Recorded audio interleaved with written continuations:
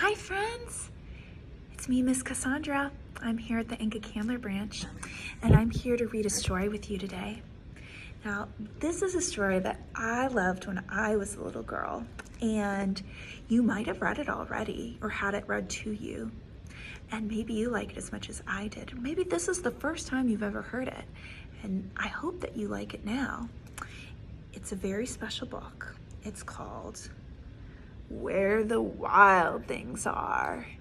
And it's both written and illustrated. That means the pictures are by Maurice Sendak.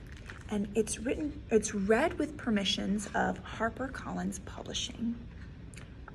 Are you ready to listen? Where the Wild Things Are.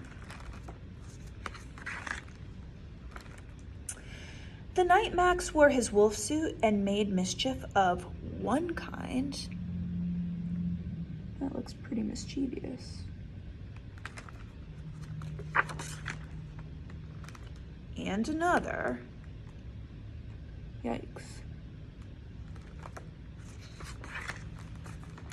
His mother called him Wild Thing. And Max said, "I'll eat you up." So he was sent to bed without eating anything. Wah, wah. That very night in Max's room, a forest grew.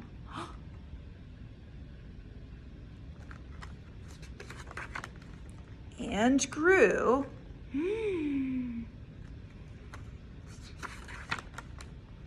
And grew until the ceiling hung with vines and the walls became the world all around.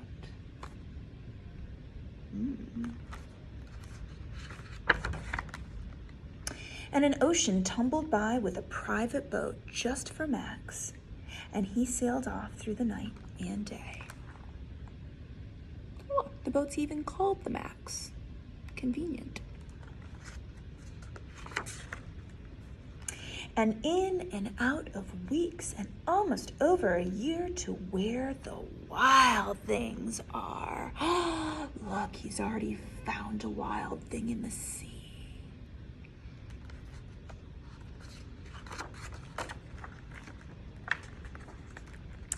And when he came to the place where the wild things are, they roared their terrible roars, and they gnashed their terrible teeth, and they rolled their terrible eyes, and they showed their terrible claws. There they go, doing all their terrible things.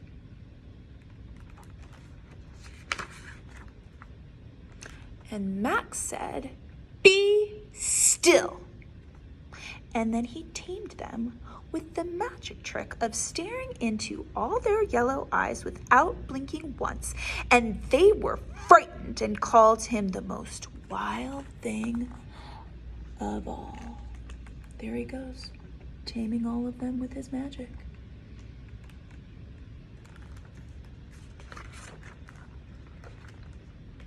And they made him the king of all the wild things. There he is. "And now," cried Max, "let the wild rumpus start." Ooh. Here they are, having a wild rumpus at night by the light of the moon. A wild rumpus by day, hanging from the trees.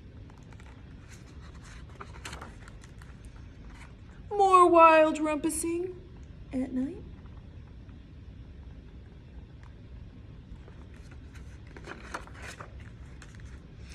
"Now stop," Max said, and set the wild things off to bed without their supper.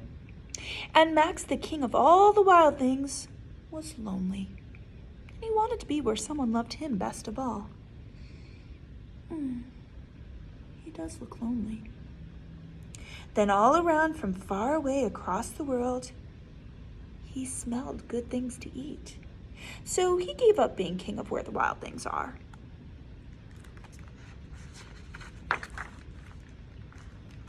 But the wild things cried, "Oh, please don't go.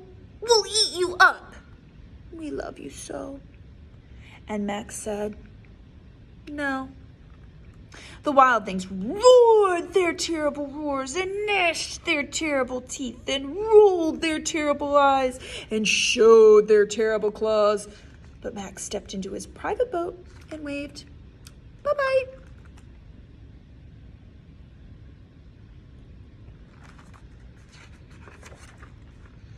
And sailed back over a year and in and out of weeks and through a day.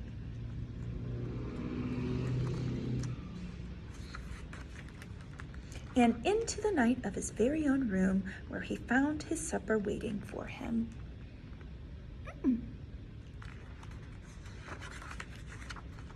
And guess what? It was still hot. The end. I hope you liked listening to Where the Wild Things Are. I loved playing imagination games when I was young.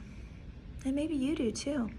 You probably have had more time to practice with imagination games lately, and I hope you continue doing so.